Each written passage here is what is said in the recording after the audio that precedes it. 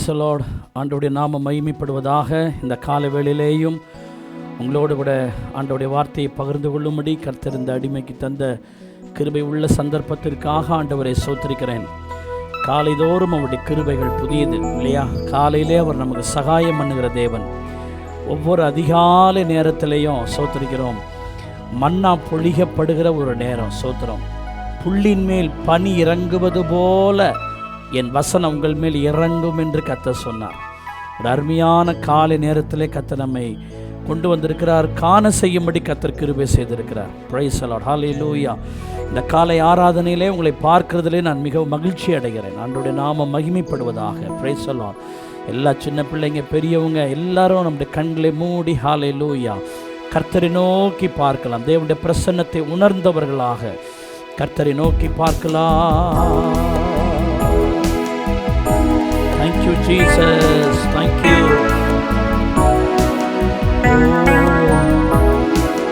மகிமை உமக்கன்றோ, மாட்சிமை உமக்கன்றோ, மகிமை உமக்கன்றோ, மாட்சிமை உமக்கன்றோ, துதியும் புகழும் ஸ்தோத்திரமும் தூயவருமக்கன்றோ, துதியும் புகழும் ஸ்தோத்திரமும் தூயவருமக்கன்றோ. எல்லாரும் சேர்ந்து ஆராதனை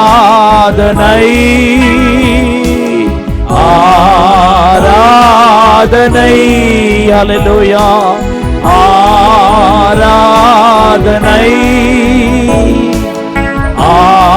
ஆராதனை என் நண்பர் இயேசுவுக்கே, என் நண்பர் இயேசுவுக்கே, விலையேற பெற்ற உம் இரத்தத்தால் விடுதலை கொடுத்தீ, விலையேற பெற்ற உம் இரத்தத்தால் விடுதலை கொடுத்தீ, ராஜாக்களாக லேவியராக உமக்கென தெரிந்து கொண்டே, என்னை ராஜாக்களாக லேவியராக உமக்கென தெரிந்து கொண்டே. ஆராதனை ஆராதனை ஆராதனை ஆராதனை என் நண்பர் இயேசுவுக்கே, என் நண்பர் இயேசுவுக்கே. அருமையானவர்களே, அவர் வழிகாட்டும் தீபம், ஏற்றும் தெய்வம். Thank you Lord Jesus. வழிகாட்டும் தீபம் துணையாளரே, பேசும் தெய்வமே, வழிகாட்டும் தீபம் துணையாளரே, பேசும் தெய்வமே, அன்பால் பலத்தான் அனல் மூட்டும் ஐயா அபிஷேகதாதரே. அல்லேலூயா. அன்பால் பலத்தான் அனல் மூட்டும் ஐயா அபிஷேகநாதரே. உம் வல்ல செயல்கள் மிகவும் பெரிய அதிசயம் அன்றோ, உம் வல்ல செயல்கள் மிகவும் பெரிய அதிசயம் அன்றோ, உம் தூய வழிகள் நேர்மையான சத்திய தீபமன்றோ, உம் தூய தூய வழிகள் ஏழ்மையான சத்திய தீபமன்றோ. எல்லாரும் ஆராதனை ஆராதனை ஆராதனை ஆராதனை என் நண்பர் இயேசுவுக்கே, என் நண்பர் இயேசுவுக்கே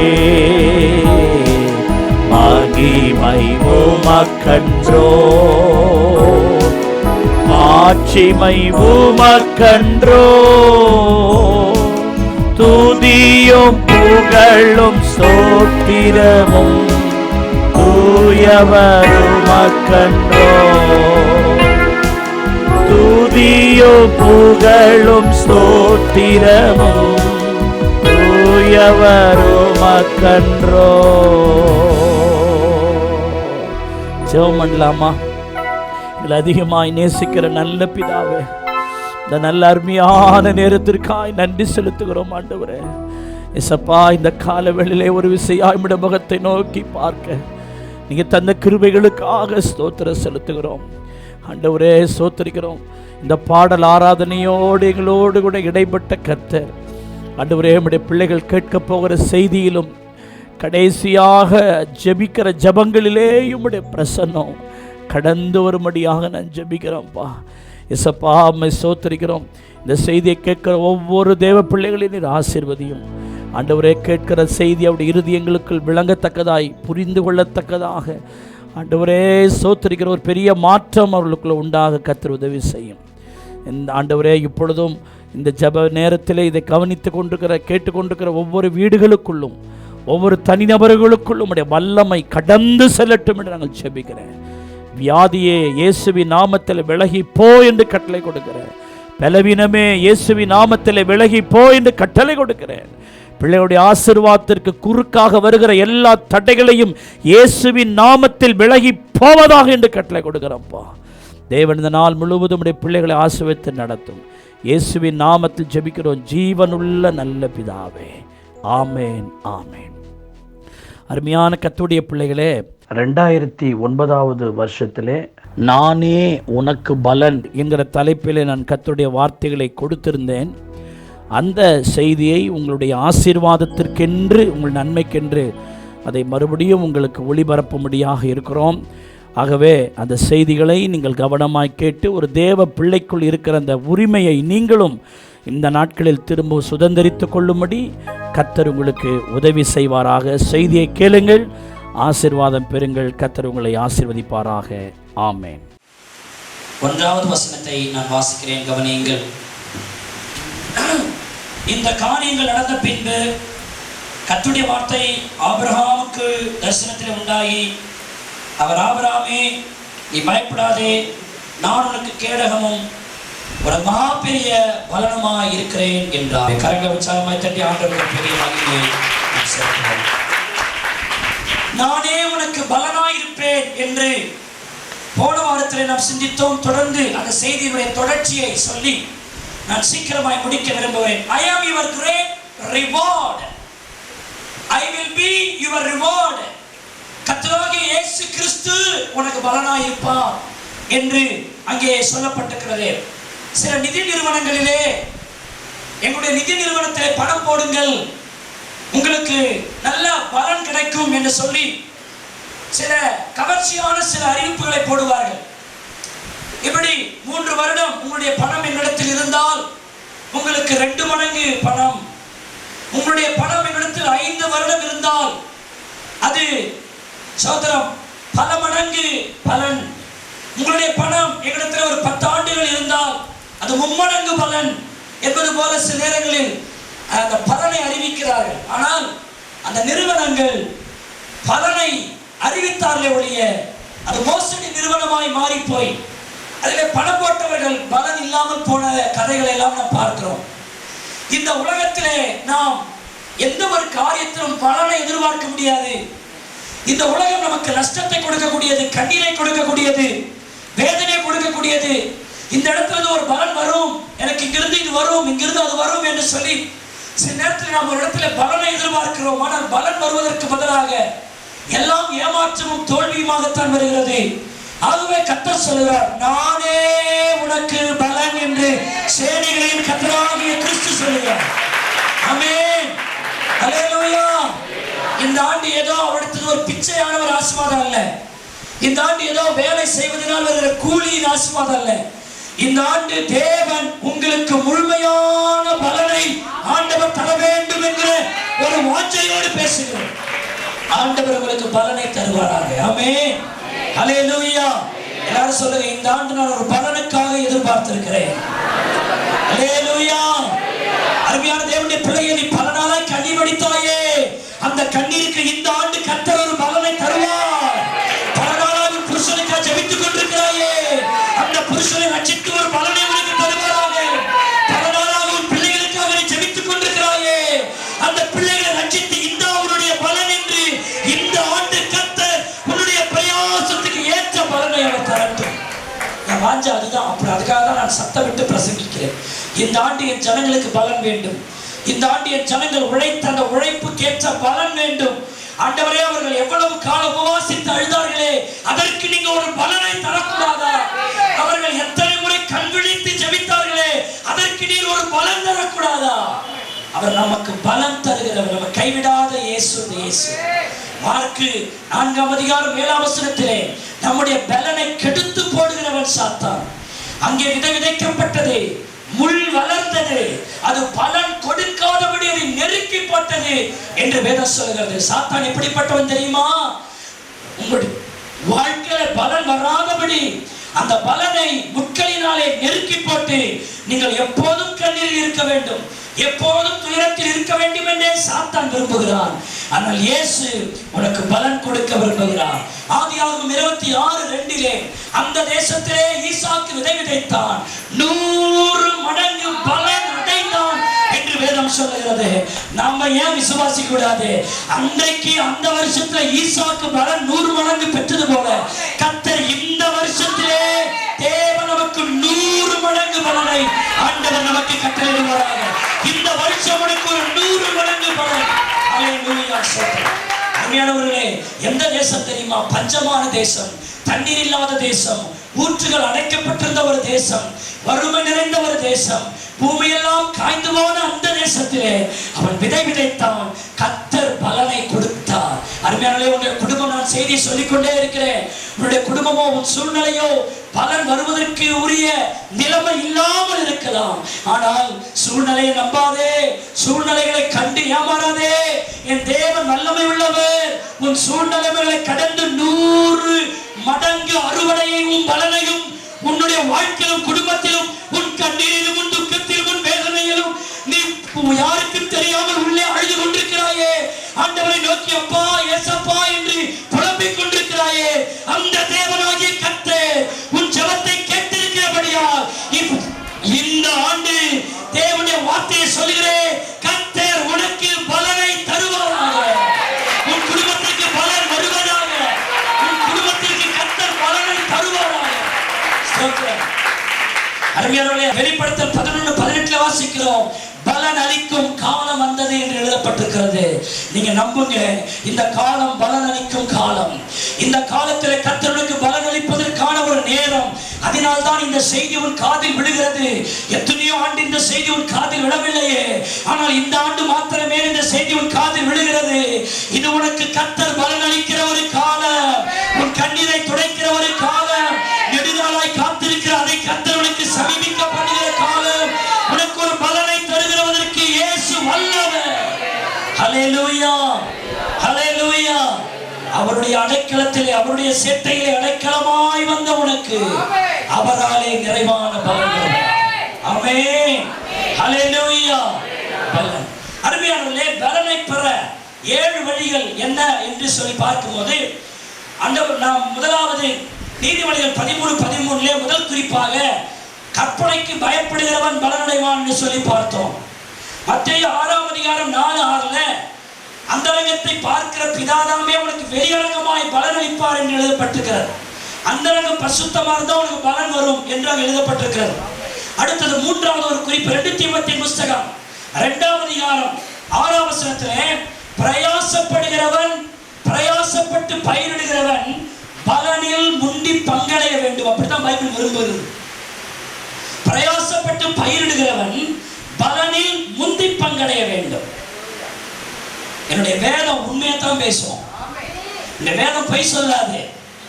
என் வேதம் இன்னொருத்தருடைய பிரெயின் வாஷ் பண்ணாது. இன்னொருத்தருடைய கவனத்தை ஈர்ப்பதற்காக இல்லாததையும் பொல்லாததையும் என் பைபிள் வாரி இறைக்காது. என் பைபிள் குடுகுடுக்கு காரனை போல பேசும் வார்த்தை அல்ல. அருமையான தேவனுடைய பிள்ளை, அவன் எப்படிப்பட்டவனா இருந்தாலும் குடுகுடுப்பான். என்ன சொல்லுவான்? நல்ல காலம் இருக்குது, அவன் குடிகாரனா இருப்பான், அக்கிரமக்காரனா இருப்பான், அயோக்கியக்காரனா இருப்பான். இவன் போயிட்டு அங்க நின்றுட்டு ஒரு பைசா காசுக்காக, ஒரு கஞ்சிக்காகவும் கூழுக்காகவும் அந்த உடுப்பி அடிச்சுக்கிட்டு நல்ல காலம் இருக்குது, நல்ல காலம் இருக்குதுன்னு சொல்லி அவர்களுடைய சிந்தனைகளை அவன் திசை திருப்ப பார்ப்பான். அப்படியே என் பைபிள் சொல்லுது.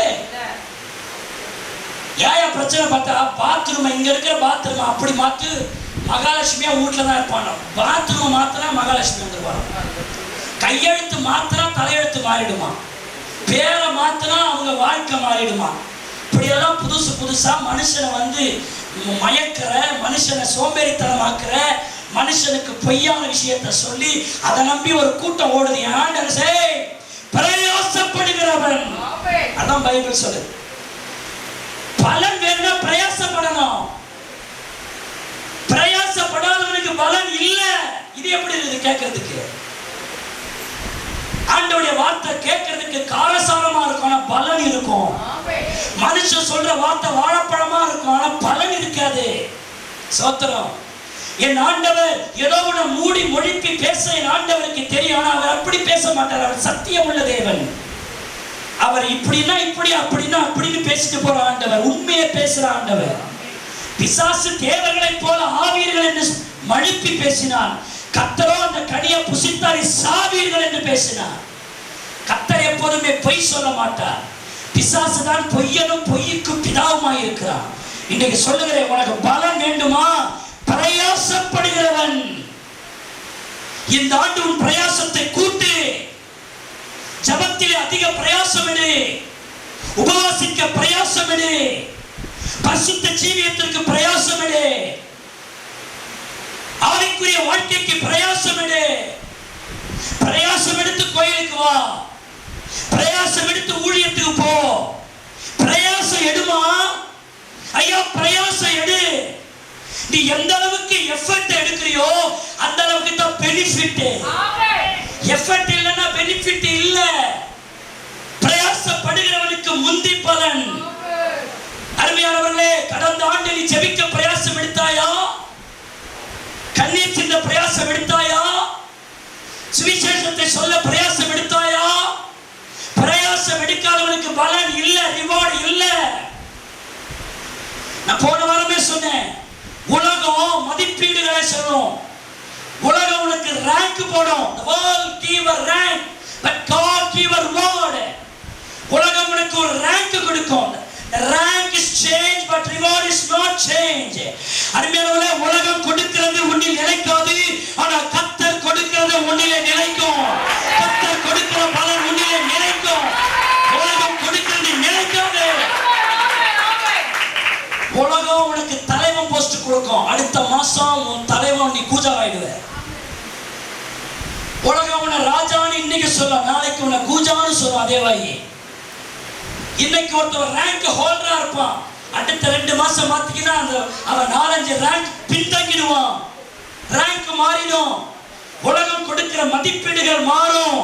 ஆனா கர்த்தர் கொடுக்கிற பலன் நீ சாகர வரைக்கும் அந்த பலன் உன்னோடு தான் இருக்கும். அவர் கொடுக்கிறது மாறாது. அவர் கொடுக்கிறது உனக்கு நிலையா இருக்கும். உன்கிட்ட பிடுங்கி தின்றதுக்கும் உன்கிட்ட இருக்கிறத அபகரிக்கிறதுக்கும் நீங்க நல்லவங்க உங்களை போல யாரும் இல்லைன்னு ஒரு ரேங்க் தான் கொடுக்கும் உலகம். உலகம் உனக்கு ரேங்க் கொடுக்கும். நீ கொடுக்கலன்னா இவளை போல ஒரு மூதேவி, இவளை போல ஒரு ஜென்மங்கட்டவ, இவளை போல ஒரு வீணா போனவன் எவனும் இருக்க மாட்டான்னு போன மாசம் உனக்கு ரேங்க் கொடுத்தாலே உன்னை டிஸ்குவாலிஃபை பண்ணிடுவாங்க. ஆனா கர்த்தர் கொடுக்கிற பலன் இருக்கு பாருங்க, கர்த்தர் கொடுக்கிற ரிவார்டு இருக்கு பாருங்க, அது கடைசி வரைக்கும் உங்களுக்கு இருக்கும். ஹல்லேலூயா. எல்லாரும் சத்தமா சொல்லுங்க, உலகம் எனக்கு கொடுக்கிற ரேங்க் மாறும். சத்தமா சொல்லுங்க, உலகம் எனக்கு கொடுக்கிற ரேங்க் மாறும். சொல்லுங்க, ஏசப்பா எனக்கு கொடுக்கிற ரிவார்டு மாறாது. சொல்லுங்க, பரலோகம் எனக்கு கொடுக்கிற பலன் மாறாது. விசுவாசிக்கிறவங்க கைகளை தட்டி கர்த்தரை துதியுங்க. நான் ரேங்குக்காக பிரசங்கம் பண்ணேன், ரிவார்டுக்காக பிரசங்கம் பண்றேன். பிரயாசம் எடுக்கணுமா? பிரயாசம் எடுக்கிறவன் பலனில் முந்தி பங்கடைவான். இந்த ஆண்டு நீ பிரயாசம் எடுக்கிற ஒரு ஆளு, ஒரு வயல்வெளியில ஒரு எஜமான் பலனை எடுக்கணும்னா சும்மா வீட்டுல காலாட்டிக்கிட்டே இருந்தா பலன் வந்துடாது. வயல்வெளி எஜமான் என்ன பண்ணணும்? வீட்டை விட்டு இறங்கி வரணும். ராத்திரி பகல் அந்த வயல்வெளியை கண்ணமிட்டு பார்க்கணும். தண்ணீர் ஒழுங்காய் பாய்ச்சப்பட்டிருக்கிறதா? களையெல்லாம் ஒழுங்காய் பிடுங்கப்பட்டிருக்கின்றனவா? களவாளிகள் யாராவது களவு வழியாக வந்து பயிர்களை நாசம் பண்ணுகிறார்களா?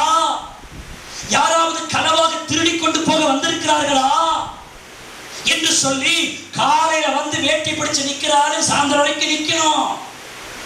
பத்தாவதுக்கு நைட்டுக்கு 12 மணிக்கு வந்து விசிட் பண்ணணும். தூக்கத்தை மறந்து அந்த வயல்வெளியினுடைய பலன் வருகிற வரைக்கும் அங்கே இங்கே உலாத்த வேண்டும். படுக்கும் போதும் அவனுக்கு வயல்வெளியை பற்றிய சிந்தனைத்தான் இருக்கும். மழை வராவிட்டால் ஐயோ மழை வராவிட்டால் என் நிலம் பலன் தராதே என்று அவன் மழைக்காக புலம்ப வேண்டும். உடம்பிலும் அவன் பாடுபட வேண்டும், மனதிலும் பாடுபட வேண்டும். இப்படி எல்லாம் பாடுபட்டால் ஒரு நாள் அவனுடைய வீட்டுக்கு மூட்டை மூட்டையாய் நெல் மூட்டைகள் வரும். அவன் பலனை சேர்ப்பான். அள்ளி தூ விதைகளை அழுது கொண்டே விதைக்கிறான். ஆனால் அவன் அறுத்து தன் வீட்டுக்கு வரும் பொழுது அவன் மகிழ்ச்சியோடே தன் வீட்டுக்கு வருவான். அல்லேலூயா. ஆகவேதான் வேதம் சொல்கிறது, கண்ணீரோடு விதைக்கிறவன் கெம்பீரத்தோடு அறுப்பான். எல்லாரும் சொல்லுங்க, கண்ணீரோடு நான் விதைக்கலனா. சத்தமா தான் சொல்லுங்க, கண்ணீரோடு நான் விதைக்கலனா கெம்பீரத்தோடு அறுக்க முடியாது. விசுவாசிக்கிறவங்க ஆமென்னு சொல்லி கர்த்தரை துதிங்க. இப்ப கூடங்க நீங்க 9:30க்கு சர்வீஸ், இந்த சர்ச்சுக்கு வருகிறதுக்கு 9:30 மணிக்கு வர்றதுக்கு நீங்க எத்தனை மணிக்கு எழுமுனீங்க? எத்தனை மணிக்கு குளிச்சிங்க? எத்தனை மணிக்கு ட்ரெஸ் போட்டீங்க? இங்க வர்றதுக்கு எவ்வளவோ தடைகள் உங்களுக்கு வந்திருக்க கூட. சர்ச்சுக்கு வர முடியாதபடி பிசாசு சினிமா தேட்டர் கூட அனுப்பி வச்சுக்கிறோம். சர்ச்சுக்கு தான் அந்த நேரத்தை மாமா வருவான், சொந்தக்காரன் வருவான், வந்து ஊர் சுத்தலாமா அப்படின்னு வந்து நிற்பா. அதெல்லாம் தாண்டி பிரயாசம் எடுத்து முயற்சி எடுத்து பலவிதமான விஷயங்களை எடுத்துதான் நம்ம ஒவ்வொருத்தரும் வந்திருக்கிறோம். இந்த முயற்சிக்கு கூட இயேசு பலன் தருவா. கைவிட்டு கர்த்தரை ஸ்தோத்திரம். பிரயாசப்படுகிறவன் பலனில் முந்தி பங்கடைவான். இந்த ஆண்டு நீங்க பிரயாசம் எடுக்கணும். பிரயாசம் எடுத்தாதான், எஃபர்ட் எடுத்தாதான் உங்களுக்கு பெனிஃபிட். எல்லாத்துலயும் ஒரு எஃபர்ட் எடுக்கிறோம். குடும்பத்தை நடத்துறதுல, சபைக்கு, ஊழியத்துல, எல்லா காரியங்களுக்கும் நீ முயற்சி எடுத்துப்பா. நீ முயற்சி எடு, ஆண்டவர்களுக்கு பலனால் நிரப்புவார். அல்லேலூயா. சும்மா மேனா மினிக்கிகளுக்கும் வந்து கையும் காலையும் சும்மா வீசிட்டு போறவங்களுக்கும் பலன் வராது. பலன் வராது. பலன் வர வேண்டுமானால் முயற்சி, பிரயாசம். ஆனா இன்னொரு விஷயம் சொல்றேன், நீங்க கர்த்தர் இல்லாம உலக பிரகாரமா எடுக்கிற பிரயாசத்துக்கு பலன் கிடையாது சார். பேதுரு சொன்னான், ராம் முழுவதும் பிரயாசப்பட்டேன், என் வலையில ஒரு மீன் கூட வரலன்னு சொன்னான். அவன் பிரயாசத்துக்கு பலன் கிடைக்கல. ஆனா அதே பேதுரு சொன்னான், உங்களுடைய வார்த்தையின் படியே நான் வலையை போடுகிறேன்னு சொன்னான். வலை கிழிந்து போகத்தக்கதான நீ பலனை தருவார் ஆண்டவர். இன்னொரு இடத்துல பவுல் சொல்கிறார், கர்த்தருக்குள் படுகிற பிரயாசம் விருதாவாய் போகாது. விருதாவா போகாது. நீங்க உலகத்தில் எடுக்கிற பிரயாசம் தோல்வி அடையாள. கர்த்தருக்குள்ள நீங்க பிரயாசம் எடுக்கணும். இன்னைக்கு வராட்டா நாளைக்கு ஒரு பலன் உங்களுக்கு வரும். ஆமென், ஆமென். நெடுநாளாய் காத்திருக்குதல் இதயத்தை இழைக்கப்படுமானால் விரும்பினது வரும்பொழுது அது ஜீவனுச்சத்தை போல இருக்கும். அடுத்த ஒரு குறிப்பு, 4வது குறிப்பு, 1 கொரிந்தியர் 9ஆம் அதிகாரம் 17ஆம் வசனத்தை வாசித்து பாருங்கள். நான் உற்சாகமாய் அப்படி செய்தால் எனக்கு பலன் உண்டு. முதல்ல சொல்ல பிரயாசப்பட்ட பலன். இப்ப சொல்கிறேன், நான் உற்சாகமாய் அப்படி செய்தால் எனக்கு பலன் உண்டு. உற்சாகமாய் அப்படி செய்தாலா? எப்படி செய்தால் அப்படின்னு ஒரு கேள்வி வரணும். அது நீங்க கேள்வி அறிஞ்சிங்கன்னா 16ஆம் வசனத்தை முதல் வசனத்தை வாசி பாருங்க. சுவிசேஷத்தை நான் பிரசங்கியாவிட்டால் எனக்கு ஐயோ, நான் உற்சாகமாய் செய்தால் எனக்கு என்ன உண்டு? பலன் உண்டு. எல்லாரும் சொல்லுங்க, சுவிசேஷத்தை நான் பிரசங்கியாவிட்டால் எனக்கு ஐயோ, ஆனால் சுவிசேஷத்தை நான் உற்சாகமாய் செய்தால் எனக்கு பலன் உண்டு. கைதட்டி கர்த்தரை துதிப்போம். ஹல்லேலூயா. இத கவனிங்க சார். ஒருத்தவங்க பிசாசு டச் பண்றான் அப்படின்னா ஃபர்ஸ்ட் அடையாளம் உற்சாக ஆவி எடுத்துருவான். உற்சாக ஆவி இருக்காது. இதுதான் அர்த்தம். கர்த்தர் ஒரு விசுவாசியோடு இல்லை என்றால், சாத்தான் ஒரு விசுவாசியை டச் பண்ணி இருக்கிறான் அல்லது சாத்தானுடைய சரக்கு கொஞ்சம் ஒட்டி இருக்குன்னா அந்த அம்மாவுக்கு ஜெபிக்க இன்ட்ரெஸ்ட் இருக்காது, வேதத்தை வாசிக்க இன்ட்ரெஸ்ட் இருக்காது, கோயிலுக்கு வர இன்ட்ரெஸ்ட் இருக்காது, பரிசுத்த வாழ்க்கைக்கு இன்ட்ரெஸ்ட் இருக்காது. அப்படியே கோயிலுக்கு வந்தா கூட கையை ஆட்டாது, காலை ஆட்டாது, அப்படியே புடிச்சு வச்ச பொம்மை மாதிரி இருக்கும். ஒரு அவருடைய முகத்துல தேவனை குறிச்சோ வார்த்தை குறித்தோ பாடலை குறிச்சோ ஒரு உற்சாகம் இருக்காது. அது அப்படியே உம்மா கட்டியாதான். ஒரு அம்மாவுக்கு ஒரு ஐயாவுக்கு உற்சாகம் போச்சு, இருக்க வேண்டியவர் உள்ள இல்லைன்னு அர்த்தம். ஒரு நாள் என்னுடைய ஜெப வேலையை நான் ஜெபித்துக் கொண்டிருக்கும் போது ஆவியானவர் பல மணி நேரம் உற்சாக ஆவிக்காக என்னை ஜெபிக்க வச்சார். உற்சாக ஆவி, ஆண்டவரே உற்சாக ஆவி தாரும், என் சபையில உற்சாக ஆவி வரணும் என்று ஒவ்வொரு விசுவாசிகளுக்குள்ள உற்சாக ஆவி இதே தான் சொல்லிட்டு இருந்தேன், வேற குறிப்பே சொல்லல. ஒரு தேவனுடைய பிள்ளைக்குள்ள உற்சாக ஆவி இருக்கணும். உற்சாக ஆவி உள்ள இருந்தா, உனக்குள்ள வெளிப்பட்டா உள்ள கர்த்தர் குடி இருக்கிறார்னு அர்த்தம். கை தட்டி கர்த்தர் குடி. இல்ல நனைஞ்ச கோழி மாதிரி மூளையில உட்காந்துட்டு போற ஆட்களுக்கு என்னன்னா உள்ள வேற ஒருத்தம் உட்கார்ந்து இருக்குன்னு அர்த்தம். சிலவங்க டல்லா பாட்டு பாடி டல்லா ஆராதனை செஞ்சு டல்லா கோயிலுக்கு வந்தீங்கன்னா எவனோ ஒருத்தவன் மல்லாக்கம் மேல படுத்துக்கிறான்னு அர்த்தம். கவனம் வேணும். டல்லா இருக்கியாமா? டல்லா இருக்கு பாஸ்டர். அது சாப்பாடாத அந்த டல் இல்ல, உள்ள கர்த்தர் இல்லாதனால இருக்கிற டல் அது. ஆமென். ஹல்லேலூயா. நான் கூட இப்போ மைக்க பிடிச்சிட்டு, பிரியமானவர்களே அன்பானவர்களே, நான் எல்லாம் தூங்கி வடிய வேண்டியதுதான். அன்பானவர்களே பிரியமானவர்களே அப்படின்னா உள்ள எனக்கு எவனோ உள்ள இருக்கிறான் அப்படிதான் அர்த்தம். உள்ள இருந்தா வார்த்தை அப்படியே வரும். பட்சிக்கிற அக்கினியவன், வல்லமையின் தேவன், வாழ வைக்கிற வல்லல். ஹல்லேலூயா. உட்கார கடவோம், எழுந்திருக்க கடவோம், பூசை முடிந்தது சென்று வருவோம். அப்படியா? அந்த கூட்டமா இது? அந்த கூட்டமா சார் இது? என் ஆண்டவர் என் உடம்ப கொடுத்து என்ன ரட்சித்தாரு. சும்மா ரட்சிப்பு வந்தது அடிக்கடி சொல்ற வார்த்தை. கையில் அவர் காணி அடிச்சுதானே எனக்கு ரட்சிப்பு வந்துச்சு. கையிலையும் உடம்புலையும் குத்தி குத்தி என் ஆண்டவர் கிழிச்சாங்க. அப்படியே ஆண்டவர் நீ ரட்சிக்கப்படுவாயாக சொல்லி அப்படியே கையை அசைச்சா ரட்சித்தார் ஆண்டவர். எப்படி சார் இது ரட்சி? எனக்கு தான் நினைக்கும் போதே வெறித்தனம் வருது எனக்கு. இப்படி ரட்சித்தாரு ஆண்டவர் வச்சுக்கிட்டு இப்படி சில இடங்கள் போட்டிருப்பாங்க சில ஆட்கள். இப்படி ஆண்டவர் ரட்சித்து போனாரு. குலுக்கி சினிங்கி பிதுங்கி புடுங்கி அடிச்சு நொறுக்கி உழுக்கி அப்படித்தான் என் ஆண்டவர் என்னை ரட்சித்தார். ரத்தம் கல்வாரி என்று வடிய வடிய வடிய ரட்சித்தார். சும்மா சிலுவையை நெஞ்சில மாட்டிட்டு போனா வந்துடாது. இந்த சிலுவையை மாற்ற சிலுவையில ஏசி எப்படி அடிக்கப்பட்டார்? அவருடைய சரீரம் ஒரு ஏர் உழுகிறவன் நிலத்தை உழுற மாதிரி அவர் சரத்தை உழுந்தாங்க. இப்படியெல்லாம் சரத்தை உழுந்து பிசைஞ்சுதான் என்னை ரட்சித்தாரு. ஆனா அந்த ரட்சிப்பை வாங்கிக்கினேன். உட்கார கடவோம், எழுந்திருக்க கடவோம், அமைதியாய் பாடுவோம். அப்படி பாடுவோம். சத்தமா பாடுறவனையும் பார்த்து கேள்வி கிண்டல் அதுக்குன்னு ஒரு வசனத்தை பிரசங்கம் பண்ண சொன்னா இன்னைக்கு அந்த மாதிரி சபைகள் எல்லாம் அங்க போவாத எங்க போவாத பிரசங்கமே நடக்குதான். கேள்விப்படுறேன் சத்தம். என்ன நாங்க வேற ஒன்னத்தையா கூப்பிடுறோம்? நீ ஜீவன் இல்லாம கூப்பிடுற ஒன்றை நாங்க ஜீவனோட கூப்பிடுறோம்.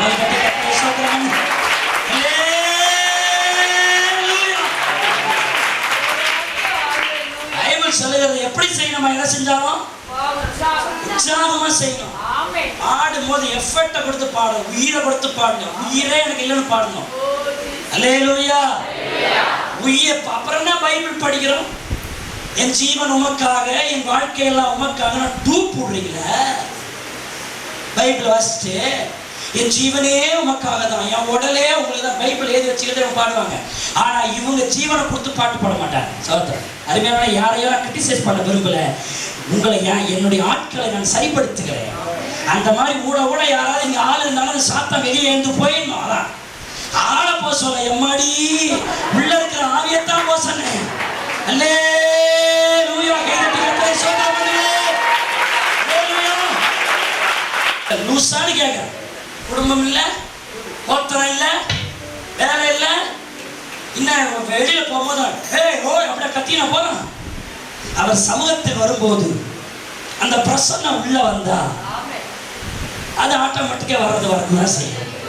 வேற ஏதாவது ஏசி போட்டு தடுக்கலாம், ஜன்னலை மூடி தடுக்கலாம், என்ன தடுக்க முடியாது. ஏன்னா எனக்குள் வல்லமையின் ஆவியானவர்.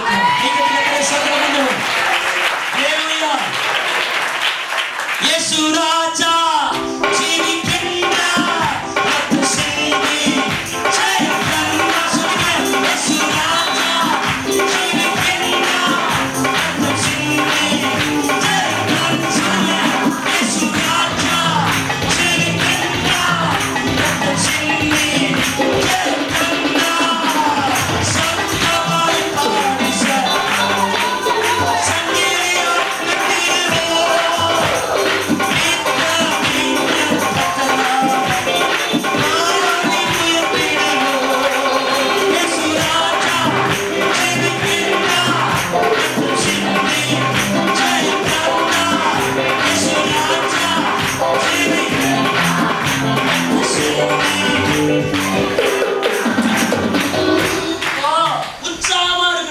பாட்டு பாருங்க. உற்சாகம் வச்சுக்க, எவனோ உள்ள இருக்கிறன்னு அர்த்தம், பாவம் உனக்குள்ள இருக்குன்னு அர்த்தம். நீ எங்கேயோ கண்ணு எங்கேயோ திரும்பிடுச்சுன்னு அர்த்தம், எத்தையோ பார்க்கறன்னு அர்த்தம். உனக்குள்ள பாவம் குடிகொண்டிருக்குன்னு அர்த்தம்.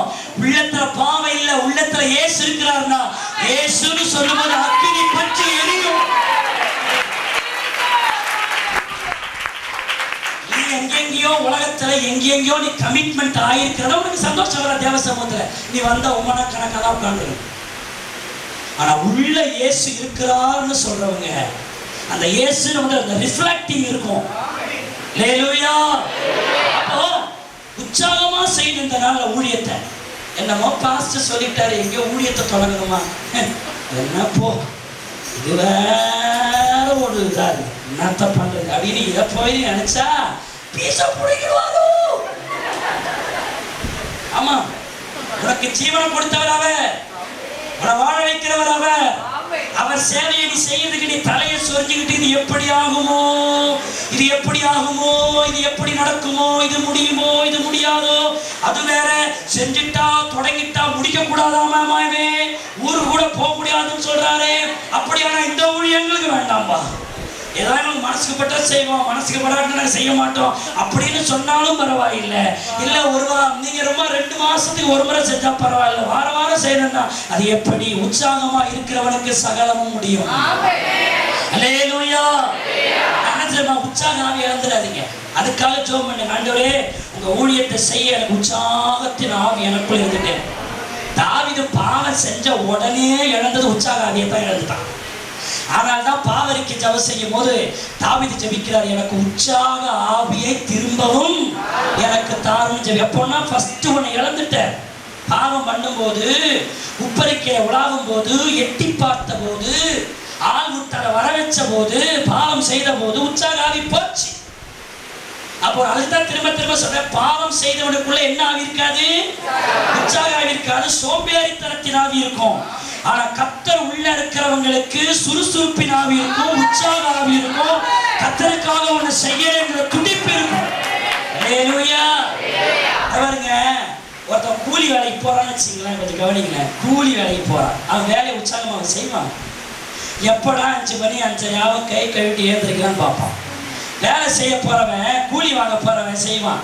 எவன் வீட்டு வேலையோ நான் செய்யறேன், எவன் வீட்டு வேலையோ செய்யறேன், எதுவோ கொடுக்க போறான் அப்படின்ட்டு மச்சான் என்னடா 5 எடுத்து கையை கைவிடுமா எழுந்துடுமா போயிடுமா அப்படின்ட்டு ஏன்னா இந்த இந்த வேலையை செய்வோம்.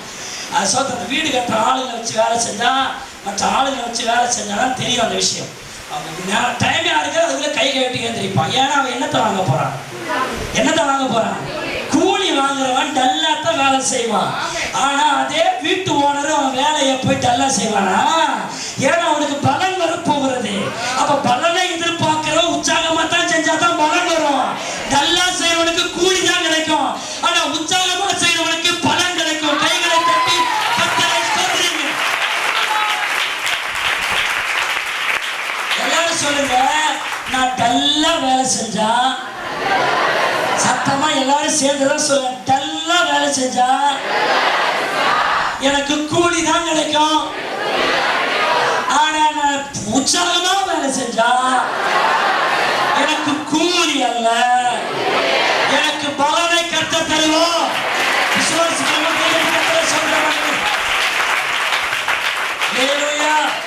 அதனால வீட்டு வேலை செஞ்சாலும் சரிதான், நீங்க ஆபீஸ் வேலை செஞ்சாலும் சரிதான், சபையில வந்து தேவ பணியை செஞ்சாலும் சரிதான். எப்படி செய்யணும்? அப்படியே கைவீசம்மா கைவீசு அப்படி செய்யக்கூடாது.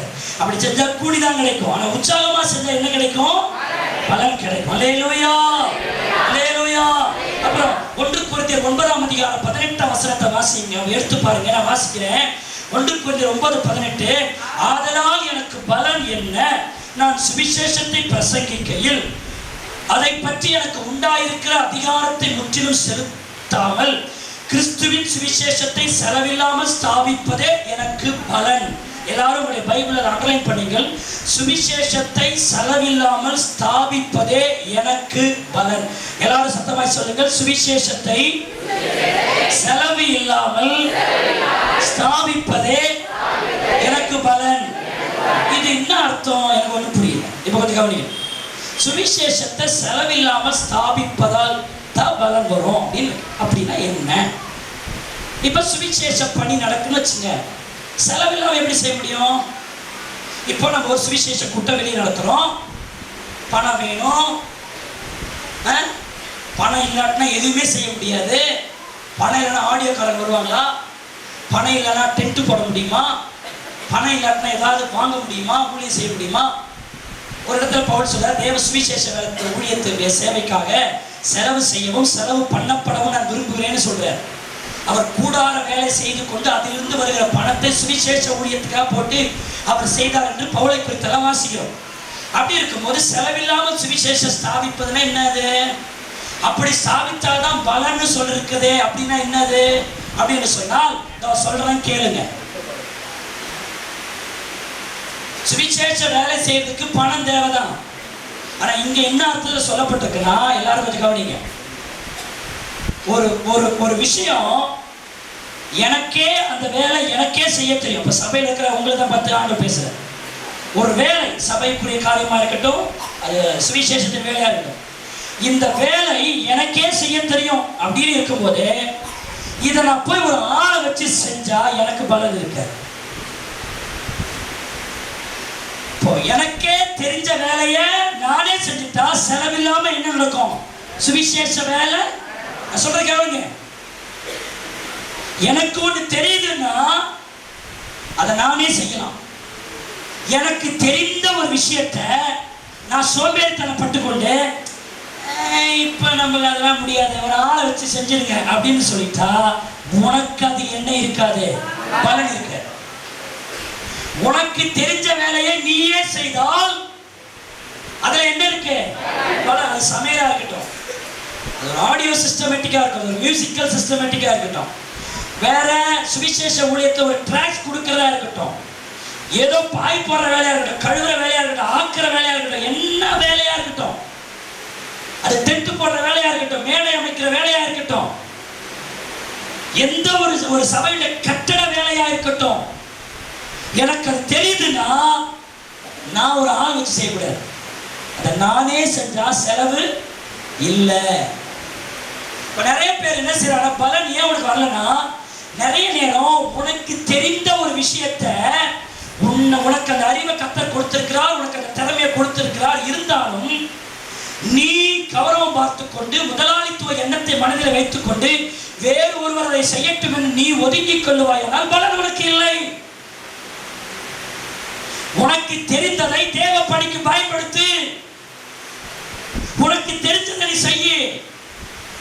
உனக்கு என்ன முடியுமோ அதை செய்ய. உனக்கு தெரிஞ்ச வேலையை ஆள் விட்டு செய்யாத. அது துரோகம், அது வீண் செலவு. இப்போ ஒரு ஒரு ஒரு நோட்டீஸ் இருக்குன்னு வச்சுங்க, கூட்டம் நடத்துறோம், 10,000 நோட்டீஸ் இருக்கு. அந்த 10,000 நோட்டீஸை ஆள் வச்சு கொடுக்கலாம். கொடுக்கலாமா கொடுக்க முடியாதா? நான் ஒரு 100 ரூபாய் தரேன், இதை போய் ஊரெல்லாம் கொடுத்துருவோம். ஆனா அதை நம்மளால கொடுக்க முடியுமா கொடுக்க முடியாதா? கொடுக்கலாம். கொடுத்தா அந்த செலவு மிச்சம். அதனால தான் திருச்சபையில ஒரு வேலை ஒரு பணி முதல்ல விசுவாசி அழைக்கிறோம், விசுவாசிகளை கூப்பிடுறோம், கலந்து கட்டி நாமே செய்யறோம். எதுக்காகனா பலனுக்காக. கையை தட்டி கர்த்தரை ஸ்தோத்திரம் பண்ணுவோம். நம்முடைய சபையில் இருக்கிற ஒவ்வொருத்தவங்களுக்கும் ஒவ்வொரு திறமை இருக்கு. அந்த திறமையை நீங்கள் பயன்படுத்தணும். வாலிய பிள்ளைய கூட்டம் நடத்துறாங்க, எனக்கு ஒரு செலவு வைக்கல, எல்லாம் அவங்களே செஞ்சாங்க. வெளியில இருந்து இந்த ஆடியோவோ இந்த வாசிக்கிறதுக்கோ காரியங்களோ அவங்க எனக்கு பாரப்படுத்தல, அவர்களாகவே செய்ய ரொம்ப சந்தோஷம். என் கை கடிக்கல. அன்மையாலே அவர் மற்றவர்கள் காரியங்களை ரொம்ப ஒரு பிரஷர் கொடுக்கல. சோதரிக்கிறோம். ஒரு உதாரணத்துக்கு சொல்றேன். ஆனால் நாம் நமக்கு என்ன தெரியுமோ, எப்படியெல்லாம் தேவ நாமத்தை மகிமைப்படுத்த முடியுமோ அந்த அளவுக்கு நாமே இறங்கி செஞ்சா அதன் பலன் உனக்கு உண்டு. அல்லேலூயா, அல்லேலூயா, அல்லேலூயா. பலன் உண்டுமா? பலன் உண்டு. அப்ப தேவ பிள்ளைகள் ஒன்றை புரிந்து கொள்ள வேண்டும். அதுக்கு முன்னாடி ஆட்டுப்பட்டில சபை இருந்துச்சு. 1980, 81 ஆகிய பகுதிகளிலே சபை இங்கு வந்துச்சு. அதுக்கு முன்னாடி முதலியார்பேட்டை ஆட்டுப்பட்டி இருந்து சபை இருந்தது. இங்கே குயவர்பாளையத்து வந்தது 80, 81, 2 ஆகிய வருஷங்களிலே இங்கு வந்தது சபை. மறுநாளே சபை இங்கு வர வேண்டிய சொன்ன காலி பண்ண சொல்லிட்டாங்க. சர்ச்சை இங்க டிரான்ஸ்ஃபர் பண்ண வேண்டும். இங்க இடத்த பார்த்தா இந்த இடம் பொட்டல் காடா இருக்கிறது. இங்க மாடு கட்டுகிற இடம் குண்டும் குடியுமா இருக்குது. விசுவாசிகளை எல்லாத்தையும் சரிப்படுத்தி ஏதோ ஒரு கொட்டா ஒரு ஒரு அருவண கல்லுல செவரு வச்சு ஏதோ ஒரு கொட்டாவை செஞ்சு விசுவாசிகளை எல்லாம் பண்ணி கரண்ட்டுக்கு என்ன பண்ண எங்க போவ, பத்திரமும் சரியான பத்திரம் இல்லை, கரண்ட் எப்படி வாங்க அப்படின்னு இருக்கும் பொழுது சுதேசி காட்டல் மில் உடைய மேனேஜர் எம்டியா இருந்தவர் ஆனந்தராஜ் அவர் பெயர். அவர் நம்முடைய சபையினுடைய அந்த கால விசுவாசி. அவருடைய பவர் ஒரு இந்த சிஎம் ஒரு ஒரு ஒரு ஐஜி ஒரு கவர்னர் அவர்களுடைய அளவிற்கு ஒரு பவர், அந்த சமமான ஒரு பவர் அன்றைக்கு இருந்தது. ஏனென்றால் சுதேசி காட்டல் மில் தான் அந்த பாண்டிச்சேரியிலே நிறைய பேருக்கு வேலை கொடுக்கிற ஒரு பெரிய நிர்வாகம். அதற்கே ஒரு எம்டி.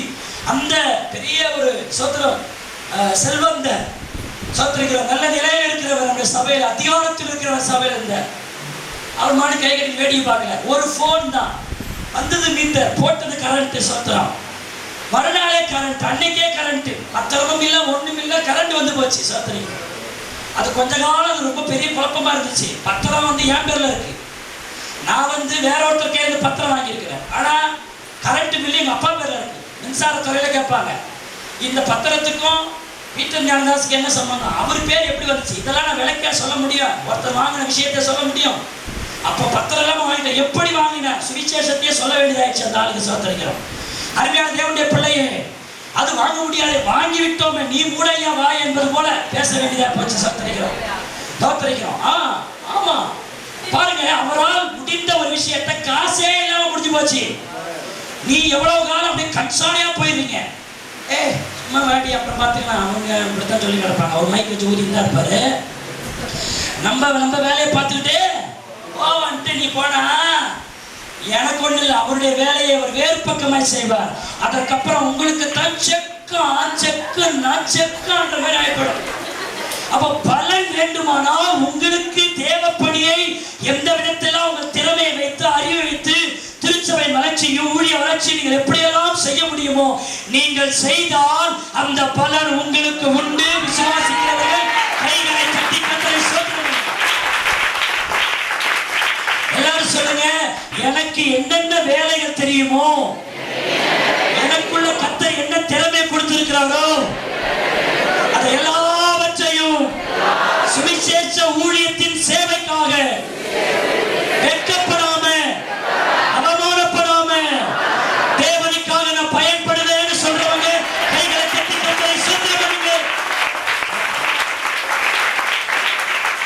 எனக்கு எதெல்லாம் தெரியுதோ அதை கர்த்தருக்கு நான் இலவசமாய் செய்வேன். அதான் இலவசமாய் சுவிசேஷத்தை ஸ்தாபிப்பேன். எனக்கு தெரிஞ்சதை நான் செய்யணும். ஒருவேளை ஒரு விஷயம் யாருக்குமே தெரியாது அப்படின்னு ஆள் வைக்கலாம். தெரியும், ஆனா ஆள் வச்சா அது கொழுப்பு தானே, அது வீண் செலவு தானே. அதுதான் செலவு இல்லாமல் சாதிப்பு. அந்த மாதிரியான கிருபைகளை ஆண்டவரால் தருவாராங்க. அல்லேலூயா. சோத்திரம். என்ன செய்ய முடியுமோ தப்ப பார்க்காதீங்க, அதுல சேர பாருங்க. ஆமென். அல்லேலூயா. அதே போல உங்க வீட்டுல கூடுமான அளவுக்கு வேலையை நீங்களே செய்யுங்க. ஆடி பாடி வேலை செஞ்சா அலுப்பு இருக்காதான். அப்படி ஓ தெரியாதோ, புரிஞ்சுதோ புரியலையோ, உங்களால ஒரு வேலையை செய்ய முடிஞ்சா கூடுமான அளவுக்கு நீங்களே செய்யுங்க. இப்பதான் உடம்பு உழாது, உடம்பு நல்லா இருக்கும் பாத்துங்க. ஆமென். ஆமா, அவங்க செஞ்சுட்டு போவாங்கன்னா அது வீட்டுக்காரன் முதல்ல சோறு போடணும். இது கட்டில படுத்துக்கிட்டு வீட்டுக்கார வேலைக்கார அம்மா போட சொல்லுது. வேலைக்கார அம்மா சோத்தையும் போட்டு ஆணையும் கூட்டிட்டு போயிடுது. எப்படி? இது தேவையில்லாத ஒரு விஷயம் தானே. அதனால கூடுமான அளவுக்கு நீங்களே செஞ்சா பலன் உண்டு. எங்கெங்கயோ போற நினைக்கிறீங்களா? மூடோட அப்படித்தான் வருவோம். எல்லாத்தையும் டச் பண்ணி நாங்க பேசணும். நாங்க சோத்தரிக்கிறோம். சும்மா இதே பேசிட்டு நாங்க எப்படி போறதாக்கும்? வாலிப தங்கச்சி துணியை நல்லா தோய், அப்பதான் உங்க வீட்டுக்காரர் உன்னை கும்மாம இருப்பாரு. எல்லா வேலையும் செய்ய கத்துக்கணும். ஆள் இப்பயே ஆள் பார்க்க கூடாது. இப்ப அம்மா வச்சு அம்மா அப்படின்ட்டு நீ போயிடுவேன். அப்புறம் அவங்க மாமியார் கிட்ட போய் மாமியார் என்னது அப்படின்னு அவ்வளவு இப்போ உடம்ப வணங்கணும். அருமையான தேவனுடைய பிள்ளைய குடும்பத்தில் விதமான வேலைகளை நம்ம என்ன செய்ய வேண்டும்? செய்ய வேண்டும். தொடைக்க வீட்டை தொடை. நீயே ஏன் ஒரு ஆளை எதிர்பார்க்குறீங்க? வீட்டை தொடைக்கணும். வீட்டுடைய காரியங்களை சுத்தபத்தமா வைத்துக் கொள்ள வேண்டும். நம்மால எதையெல்லாம் செய்ய முடியுமோ அதெல்லாம் என்ன செய்யணும்? செய்ய வேண்டும். செய்தால்தான் கர்த்தர் உனக்கு பலன் தருவார். சொல்ல முடியும். அம்மா வீட்டம்மா உன் வேலையை நீ ஒழுங்கா செய்ய. புருஷனே நான் புருஷன் சொல்லி மீசியை முறுக்கிட்டு நீயும் போகாத. உன்னால வீட்டுல என்னென்ன முடியுமோ கலந்து கட்டி செய். உன்னை பார்க்கிற உன் பிள்ளைகளும் சேர்ந்து என்ன செய்வாங்க? வேலை செய்வாங்க. அம்மாவும் அப்பாவும் பிள்ளைகளை வேலை செய்யும் போது வருகிற மருமகளும் என்ன செய்வான்? வேலை செய்வான். மருமகள் வேலை செஞ்சா மாமனாரும் கூட சேர்ந்து என்ன செய்வார்? வேலை செய்வாரு. எல்லாரும் வேலை செஞ்சா அந்த குடும்பம் ஆசீர்வாதமா இருக்காது. அல்லேலூயா. கால டயான் ஆட்டிக்கிட்டு இருந்தா ஆட்டிக்கிட்டே போயிடும் குடும்பம். சோத்தரிக்கிறோம். ஆகவே அருமையான தேவனுடைய பிள்ளைகளே, இதெல்லாம் சொல்ல வேண்டியது அவசியமா இருக்கிறது. இப்படிப்பட்ட குடும்பம் தான் பரலோகம் குடிகொள்ள குடும்பமா இருக்கும். கைகளை தட்டி நாம் ஆண்டவரை ஸ்தோத்திரம் பண்ணுவோம். அல்லேலூயா. ஆமென். ஸ்தோத்திரம். செலவில்லாமல் காரியங்களை நாம் செய்து தேவராஜ்யத்தை வைக்கணும். நீதிமொழிகள் 31:31 சொல்கிறது, அவன் கைகளின் பலனை அவனுக்கு கொடுங்கள். நீ என்ன கையை போட்டும் நீ வேலை செய்யோ அந்த பலன் உனக்கு வரும். அப்படித்தான் குணசாலியான ஸ்திரீயை பற்றி சொல்லப்பட்டிருக்கிறது. அவள் கைகளின் பலனை அவளுக்கே என்ன செய்யுங்க? கொடுங்க. நீங்க வேலை செஞ்சீங்க அந்த பலன் உங்களுக்கு வரும். எல்லாரும் சொல்லுங்க, நான் செய்தால். சத்தமா சொல்லுங்க, நான் செய்தால் அந்த பலன் எனக்கு உண்டு. கைகளை தட்டி கர்த்தரை ஸ்தோத்திரம் பண்ணுங்க. 2 கொரிந்தியர் 9:12 நான் சீக்கிரம் முடிச்சிடறேன், அதிகமா நேரம் எடுக்க விரும்பல. 2 கொரிந்தியர் 9:12 நீங்க பாத்தீங்கன்னா, இந்த தர்ம சகாயமான பணிவிடை பரிசுத்தவாண்டிய குறைவுகளை நீக்குகிறதும் அல்லாமல் அநேக தேவனை ஸ்தோத்தரிப்பதினாலே சம்பூரண பலன் உள்ளதாய் இருக்கும். இந்த வார்த்தை கொஞ்சம் குறித்துக் கொள்ளுங்கள். அநேக தேவனை ஸ்தோத்தரிப்பதினாலே சம்பூர்ண பலன் உள்ளதா இருக்கும். சத்தமா எல்லாரும் சேர்ந்து சொல்லுங்கள், அநேக தேவனை ஸ்தோத்தரிப்பதினாலே சம்பூர்ண பலன் உள்ளதா இருக்கும். இந்த வார்த்தை கொஞ்சம் கவனிச்சு பாருங்க. பாருங்க, இப்போ எனக்கு பலன் வேண்டும், எனக்கு பலன் வேண்டும், எனக்கு பலன் வரணும்னா என்ன செய்யணும்? எனக்காக மற்றவர்கள் கர்த்தரை ஸ்தோத்தரிக்கணும். புரிஞ்சுதா உங்களுக்கு? எல்லாரும் சொல்லுங்கள், எனக்கு பலன் வேண்டுமானால் எனக்காக மற்றவர்கள் கர்த்தரை ஸ்தோத்தரிக்க வேண்டும். இது என்ன எனக்கு புரியலையே அப்படின்னா, இப்போ நீங்க சர்ச்சுக்கு வரீங்க, உங்களை நான் பார்க்கிறேன், ஒரு சிஸ்டரை பார்க்கிறேன், ஒரு பிரதரை பார்க்கிறேன். அவங்கள பார்க்கும் போதே, அப்பா இந்த சகோதரிக்காக நான் உங்களை ஸ்தோத்தரிக்கிறேன்ப்பா, அப்பா இந்த சகோதரனுக்காக நான் உங்களை ஸ்தோத்தரிக்கிறேன்ப்பா, அப்பா இந்த வாலிப தம்பிக்காக நான் உங்களை ஸ்தோத்தரிக்கிறேன்ப்பா, அப்பா இந்த வாலிப தங்கச்சிக்காக நான் சோத்தரிக்கிறப்பான்னு அவங்களுக்காக நான் கர்த்தரை சோத்தரிச்சா அவங்களுக்கு பலன் வருமா? இப்போ நான் ஒருத்தவங்களுக்காக ஆண்டவரே இவர்களுக்காக நான் கர்த்தரை சோத்தரிக்கிறேன் நான் சொல்லணும்னா அந்த சகோதரி அதுக்கேற்ற மாதிரி நடந்துக்கணும். ஹலோ, நான் சொல்றது பொழுதுதா?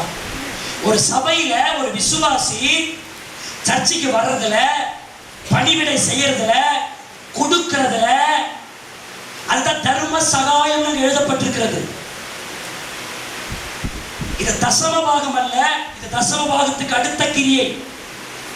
சபையினுடைய எந்த ஒரு தேவையானாலும் தன் பணத்தை ஈட்டுவது, தன் உடம்பையே அதற்காக கொடுப்பது, தர்ம சகாயத்துக்கு. பணிவிடைகளை பசுத்தவனுடைய குறைவை நீக்க அவங்க ஒரு ஊழியத்துக்கு, ஒரு ஊழியக்காரனுக்கு, ஒரு ஊழியத்திற்கு அவர்கள் தர்ம சகாயம் செய்யும் பொழுது அந்த பசுத்தவான் தன் கையை கூப்பி இயேசுவே இந்த சகோதரிக்காக சோத்தரிக்கிறேன்னு சொல்லிட்டான்னு வச்சுங்க, உங்களுக்கு பலன் வந்துடும். அடுத்த நிமிஷமே உங்களுக்கு பலன். அப்போ நீங்க அந்த மாதிரி இருக்கணும். உங்களை பார்த்தா வந்துருங்கிற போச்சு, இடத்த காலி பண்றோம், வாயில மாட்ட முடியாதாம்மா, இந்த ஐயாவிட்ட பார்த்தா பிளேடு போட்டுருவாரு அப்படின்ட்டு அப்படி நான் நினைக்க கூடாது. உங்களை பார்க்கும் போதே கர்த்தரை ஸ்தோத்திரிக்கிறேன். அது மாதிரி நீங்க என்ன பார்க்கும்போது ஆண்டவரே இவருக்காக கர்த்தரை ஸ்தோத்திரி நீங்க சொன்னதான் எனக்கும் பலன் வரும். அப்படித்தான் நானும் நல்ல ஊழியக்காரன் நடந்து கொள்ள வேண்டும், உக்கராக்காரன் நடந்துக்கணும். ஏமாத்துறவனா, பொய் சொல்றவனா, பணத்தை திருடுகிறவனாக, அருமையானவர்களே ஒன்ன சொல்லி அப்புறம் செய்யாது இருக்கிறவனாக, ஏமாத்துகிறவனாக, வஞ்சிக்கிறவனாக, எதிர்க்க ஒரு மாதிரியாகவும் வெளியே ஒரு மாதிரியாகவும், நீ எதிர்க்க பார்த்தா ஒரு மாதிரி பேச்சு, பின்னாடி பார்த்தா ஒரு மாதிரி பேச்சுன்னு சொல்லி நானே பாஸ்டர் ஒரு சைஸா தானே இருக்கிறாரு, அவர் ஒரு சரியில்லையே அப்படி என்று நான் மற்றவர்களுக்கு அவதூறான சாட்சியை சம்பாதித்து இவர் என்ன ஊழியரோ தெரியலன்னு நீங்க சொன்னீங்கன்னு வச்சுங்க, எனக்கு பலன் வர.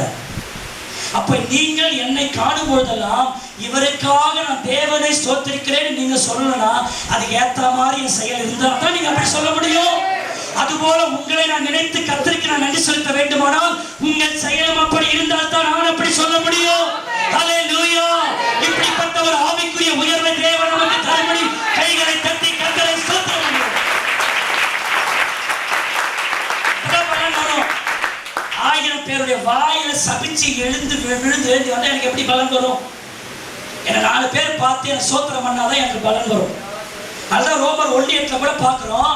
ரோமாபுரி உள்ள விசுவாசிகளை பவுல் சொல்றாரு, நான் உங்கள் எல்லாருக்காகவும் இயேசு கிறிஸ்துவின் மூலமாய் கர்த்தரை ஸ்தோத்திரிக்கிறேன். நான் எப்பப்பெல்லாம் நினைக்கிறேனோ அப்பெல்லாம் உங்களுக்காக நான் கர்த்தரை ஸ்தோத்திரிக்கிறேன்னு சொல்றேன். அதுதான் ஆசீர்வாதம். நான் சில நான் வாய் தர சொல்ல மாட்டோம், ஆனா மனசுக்குள்ளே அவர்களுக்காக நாங்க ஸ்தோத்திரம் பண்ணுவோம். ஒரு சில விஷயம் எல்லாரையும் அப்படி நம்ம ஸ்தோத்திரம் பண்ண முடியாது, கவனிக்கணும். சபையில வருவீங்க, நீங்க போவீங்க, ஆனா உங்களுடைய செயல், நீங்க சர்ச்சை நடந்து கொள்ற முறை, உங்களுடைய ஜெபம், நீங்க செய்யற ஊழியம், வார்த்தைக்கு கீழ்ப்படிதல், உங்களுடைய காரியம், என்னுடைய காலை அனுதின ஜெபத்தில் விசுவாச நினைவு கூறும்போது நான் சொல்றனோ இல்லையோ என் உள்ளமே ஆட்டோமேட்டிக்கா அந்த சகோதரிக்காக, அந்த சகோதரனுக்காக கர்த்தரை ஸ்தோத்திரிக்கும். அதான் ஆசீர்வாதம். உங்களை நினைக்கும் போதே உங்களுடைய ஊழியர் உங்களுக்காக கர்த்தரை ஸ்தோத்திரிக்கணும். அது மாதிரி இல்லாம உங்களை நினைக்கும் போதே எனக்கு கசப்பும் வேதனையும் உங்களை நினைச்சாலே வரக்கூடாது. ஸ்தோத்திரம். அப்படி நான் நினைக்க விரும்பல, அப்படி நினைக்கிற அளவுக்கு நம்ம நடந்து கொள்ளக்கூடாது. அதுபோல என்னை நீங்க நினைக்கும் பொழுது இவரெல்லாம் ஒரு ஊழியக்காரனான்னு நீங்க சொல்லிடக்கூடாது, அப்படி நான் உங்க வாயில விழுந்துடக்கூடாது. அது எனக்கு ஆசீர்வாதம் இல்லை.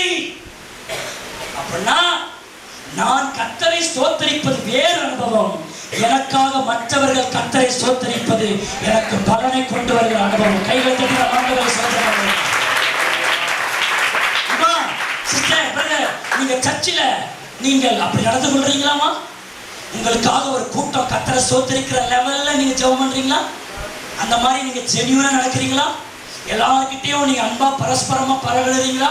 உங்களை பார்க்கும் போதே ஒரு நல்ல சகோதரியை கொடுத்தீங்களா அப்படின்னு உங்களை பார்த்தா சொல்லணும். 1000 பேர் சொல்லணும். உங்களை பார்த்தா பிரதர் நல்ல பிரதர்ப்பா. சிலவெல்லாம் சொல்லுவாங்க, அந்த பிரதர் ரொம்ப அருமையான சகோதரர், அந்த சகோதரிக்காக கர்த்தரை ஸ்தோத்திரிக்கிறேன்னு நீங்க அந்த பேரை வாங்கினா தான் உங்களுக்காக ஒரு கூட்டம் உங்களுக்கு தெரியாமலே கர்த்தரை ஸ்தோத்திரிப்பாங்க. அப்பதான் உங்க வீட்டுல பலன் வரும். சும்மா வராது பலன். இப்படி அப்படியெல்லாம் உங்களுடைய ஆவிக்குரிய வாழ்க்கை இருக்கும்படி நான் உங்களை வாழ்த்துகிறேன். கடைசியா சங்கீதம் 18:24 நம்ம எல்லாரும் வாசிச்சு முடிச்சலாம். ஆகையால் கர்த்தரின் நீதிக்கும் தம்முடைய கண்களுக்கு முன் இருக்கிற என் கைகளின் சுத்தத்திற்கும் தக்கதாய் எனக்கு பலன் அளித்தார். என் கைகளின் சுத்தத்துக்கு தக்கதாய் எனக்கு பலன் அளித்தார். யார் என்னுடைய கையெல்லாம் சுத்தமா இருக்கிறதோ, உண்மையா இருக்கிறதோ, உண்மையா நடந்து கொள்றாங்களோ, இதயத்தில் மாசு இல்லாம இருக்கிறாங்களோ, அவர்களுக்கு கர்த்தர் பலன் தருவார். ஆண்டவர் கண்ணாமண்ணான்னு பலனை கொடுக்கிறோம்ல, யார் யார் கரெக்ட் பர்சனோ அவர்களுக்கு பலனை தருவார். கர்த்தருடைய பார்வையில் நீ அருமையா இருந்தால் உனக்கு பலனை தருவார். நம்ம எல்லாரும் எழுந்து நிற்போம், இயேசுவை நோக்கி பார்ப்போம். இந்த 7 வித வழிகளை நாமும் சுதந்திரித்துக் கொண்டு அந்த பலனை பெற்றுக்கொள்ள கர்த்தர் உதவி செய்வாராக. நேரம் கொஞ்சமானால் இருந்து நீங்கள் வார்த்தையை கேட்டபடியால் கர்த்தர் உங்களுக்கு பலனை தருவாராக. நம்ம எல்லாரும் எழுந்து நிற்போம். ஆண்டவரே சொல்லுவோம், ஆண்டவரே இந்த 7 அனுபவத்தை எனக்கு தாரும். உடைய கற்பனைக்கு பயப்படுகிற இதயத்தை எனக்கு தாரும். ஆண்டவரே சோதரியுடைய கற்பனைக்கு பயப்படுகிறவனாய் என்னை மாற்றும். ஆண்டவரே அந்தரங்கத்தில் பிரசுத்தமா இருக்கட்டும், பிரயாசப்படுகிறவனாய் மாறட்டும், உற்சாகமாக நான் வேலை செய்கிறவனாய் இருக்கட்டும். ஆண்டவரே சோதர செலவில்லாமல் நான் சுவிசேஷத்தை ஸ்தாபிக்கிறவனாய் மாற்றும். ஆண்டவரே என்னால் அநேகர் கர்த்தரை ஸ்தோத்திரிக்கிறவனாய் இருக்கட்டும். ஆண்டவரே என் கைகளில் சுத்தமாய் இருக்கட்டும்.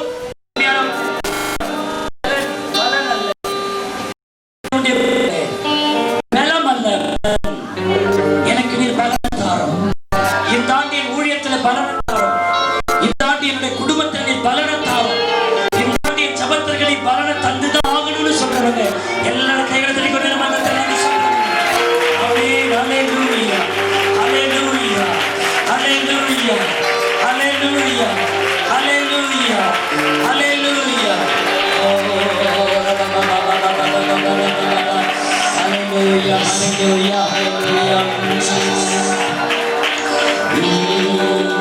சிங்கக்குட்டிகள் பட்டினி கிடக்கும், ஆண்டவரை தேடுவதற்கு குறைவில்லையே. சிங்கக்குட்டிகள் பட்டினி கிடக்கும், ஆண்டவரை தேடுவதற்கு குறைவில்லையே.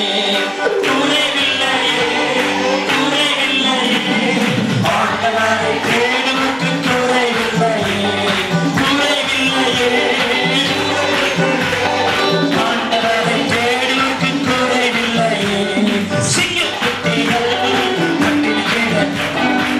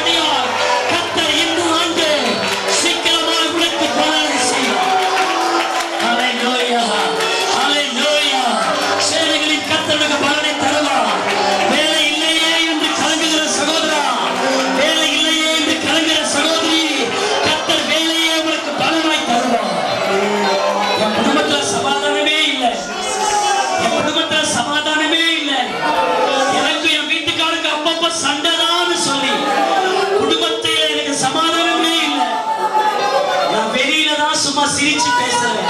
ஆனா என் குடும்பத்தை துக்கத்தோடு தான் நாட்களை கழிக்கிறேன் என்று சொல்லுகிற சகோதரி, தேவன் தம்முடைய சமாதானத்தை உனக்கு பலனாய் தருவார். உன் குடும்பத்தை தம்முடைய சமாதானத்தையே அவர் உனக்கு பலனாய் தருவார். உன் கண்ணீரை துடைப்பார். நீ அசைக்கப்படாதிருப்பார். நானே உனக்கு பலன். கர்த்தர் ஒவ்வொருவருக்கும் இந்த வாரம் முழுவதும் வரப்போகிற நாட்கள் கர்த்தரே பலனாய் நடத்த போவதற்காக கைகளை தட்டி கர்த்தரை ஸ்தோத்திரம் பண்ணுகிறோம். Praise the Lord. நாம் கண்களை மூடி ஜெபம் பண்ணுவோம். எங்களை அதிகமாய் நேசிக்கிற நல்ல பிதாவே, இந்த நல்ல அருமையான நேரத்திற்காய் நன்றி செலுத்துகிறோம். நானே உனக்கு பலன் என்கிற தலைப்பிலே எங்களோடு ஆண்டவரை பேசின இந்த 2வது பாகத்துக்காய் நன்றி செலுத்துகிறோம். கர்த்தர் எங்களுக்கு பலனாய் இருக்க வேண்டுமானால் நாங்கள் எப்படிப்பட்டவர்களாய் இருக்க வேண்டும், என்ன காரியங்களை செய்ய வேண்டும் என்று எங்களோடு திட்டமும் தெளிவுமாய் பேசினீரே.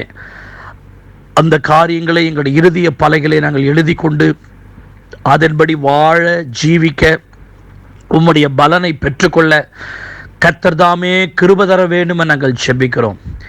ஆண்டவரே ஸ்தோத்திரிக்கிறோம். 4 செய்தியில் இது ஒரு 6வது செய்தி என்று ஜனங்கள் விட்டு போய்விடாதபடி நான் எப்படியாயினும் கர்த்தருடைய பலனை நான் பெற்றுக்கொள்ள வேண்டும்.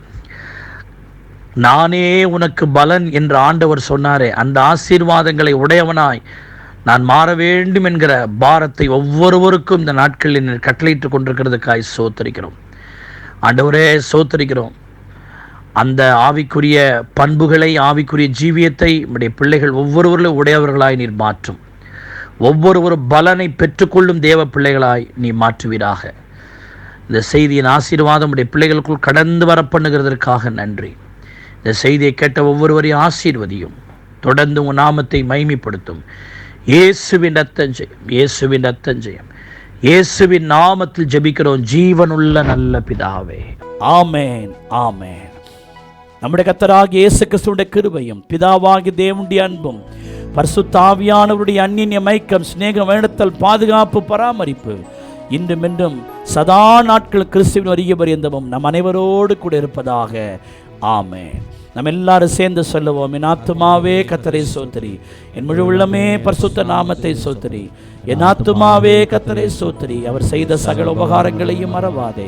அவர் என் அக்கிரமங்கள் எல்லாம் மன்னித்து, என் நோய்களை எல்லாம் குணமாக்கி, என் பிராணனை அழிவுக்கு விலக்கி மீட்டு, கிருபையினாலும் இரக்கங்களினாலும் முடிசூட்டி, நன்மையினால் என் வாயை திருப்தியாக்கி, கழுக்கு சமானமாய் திரும்ப என் வயதை வால வயது போல் ஆக்குகிறார். அல்லேலூயா, அல்லேலூயா.